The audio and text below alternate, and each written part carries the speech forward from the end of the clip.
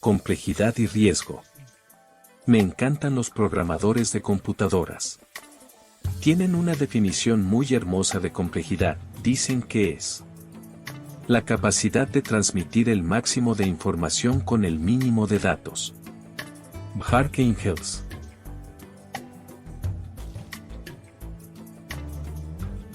Llevé mi bicicleta hasta el letrero que decía Jaral del Progreso 12 kilómetros, miré mi reloj, para fijar la hora de inicio. Comencé a pedalear. A la primera loma, el ardor en mis muslos comenzó a enseñarme el significado de movimiento rectilíneo uniforme. Las curvas, los chivos y mulas que se atravesaban en el camino, al igual que una que otra camioneta, que me obligaba a hacerme a la orilla, confirmaron el significado. 1 hora y 54 minutos después, llegué al final de mi trayecto. El letrero decía bienvenido al Jaral del Progreso. 12 kilómetros en 114 minutos significaban una velocidad promedio de 105.26 metros por minuto.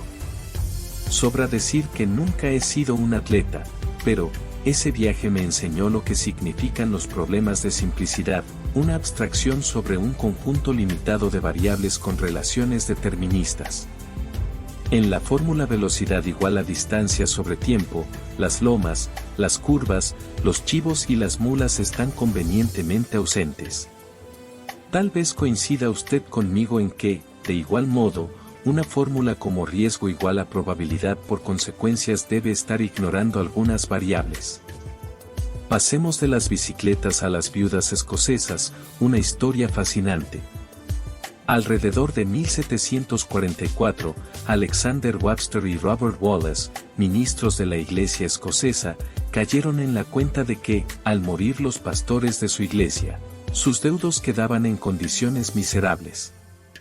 Acudieron entonces a Callan Maclaurin, profesor de matemáticas, quien les ayudó a colectar y ordenar información respecto de su gremio, para responder algunas preguntas.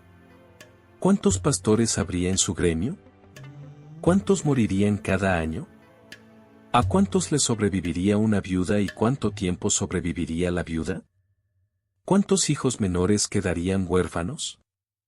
Luego de aplicar su ciencia, el profesor pudo determinar que con una contribución anual de 2 libras 12 chelines y 2 peniques a un fondo común, podría garantizarse un ingreso de 10 libras anuales para los deudos. También calculó que el fondo acumularía 58.348 libras para el año 1765. En esto último erró, pero solo por 1 libra. En realidad, las matemáticas que usó el profesor Maclaurin no podían predecir cuándo moriría alguien en particular, solo podían decirnos qué tan probable era que un pastor muriere y dejare viuda y huérfanos, es decir, resolvían problemas de muchas variables con propiedades de conjunto, a los que podemos llamar problemas de complejidad desorganizada. A esta clase de problemas pertenece el modelo de riesgo de Kaplan y Garrick, que nos dice que el riesgo es igual a la probabilidad de que, en un escenario determinado, un evento determinado de frecuencia determinada, cause un daño determinado. Este modelo no nos puede decir cuánto ganará alguien en particular en un casino, pero sí puede ayudarnos a determinar la probabilidad de que el casino pierda.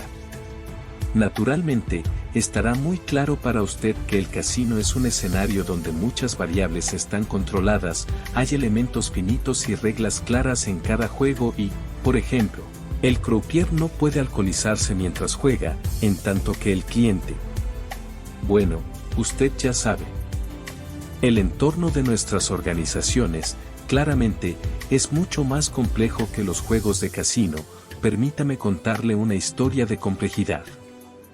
A inicios de los 60s del siglo pasado, Edward Norton Lawrence desarrolló un algoritmo simulador que generaba, recursivamente, predicciones meteorológicas. En dicho modelo se calculaba recursivamente el siguiente estado meteorológico, partiendo del estado inmediato anterior.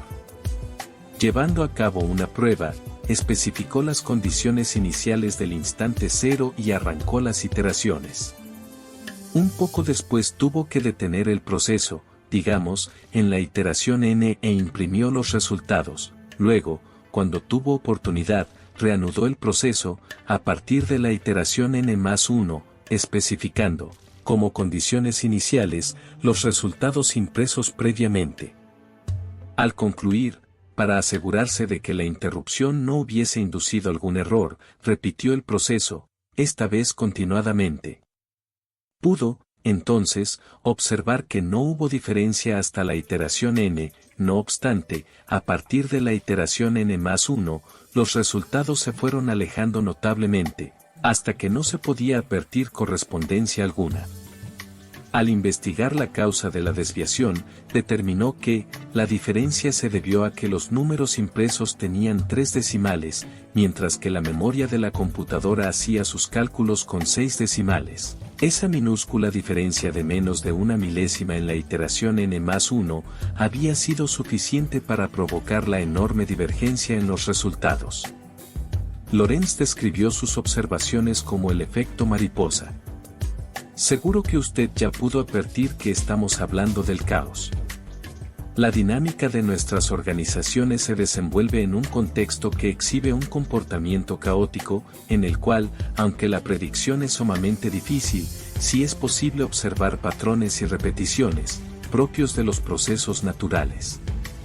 Hasta este punto, hemos pasado de problemas de simplicidad, pocas variables, a problemas de complejidad desorganizada, muchas variables con propiedades de conjunto, y, de ahí, a problemas de complejidad organizada, múltiples variables interrelacionadas e interdependientes.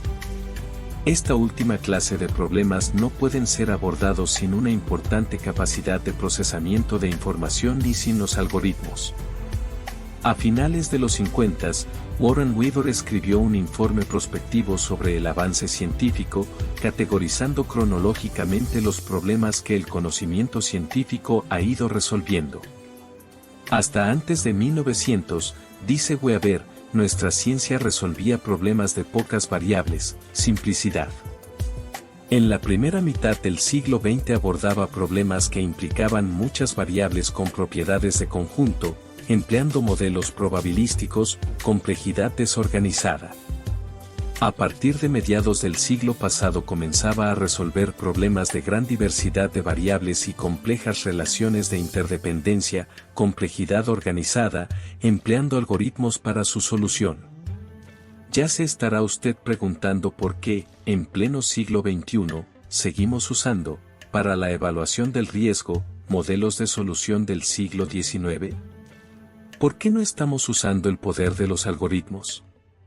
Tal vez mi respuesta no abarque todas las razones, pero sí una muy influyente, la didáctica de la simplificación, quiero decir, la práctica recurrente de los docentes de simplificar en exceso, para reducir las dificultades del aprendizaje o de la enseñanza, ya sea porque se cree incapaz al alumno de aprender o por la escasa autoconfianza del docente para enseñar. En el ámbito de la gestión de riesgos de seguridad sobran los ejemplos, desde el famoso triángulo del delito o el cuadrado de la protección, que no trascienden al recurso mnemotécnico y que resultarían inocuos si no soslayaran las complejidades de la problemática subyacente, más aún, el reduccionismo de los estudios de contexto que, plasmados en raquíticos análisis FODA, sin más soporte que la opinión de quien lo elabora, resultan en flácidos fundamentos de los sistemas de gestión. Ya sea como docente o como aprendiz, si cree usted que debe salir de la trampa del reduccionismo simplificador, permítame recomendarle algunas lecturas, aquí abajo, en la descripción de este video. Nos vemos en el siguiente cafecito.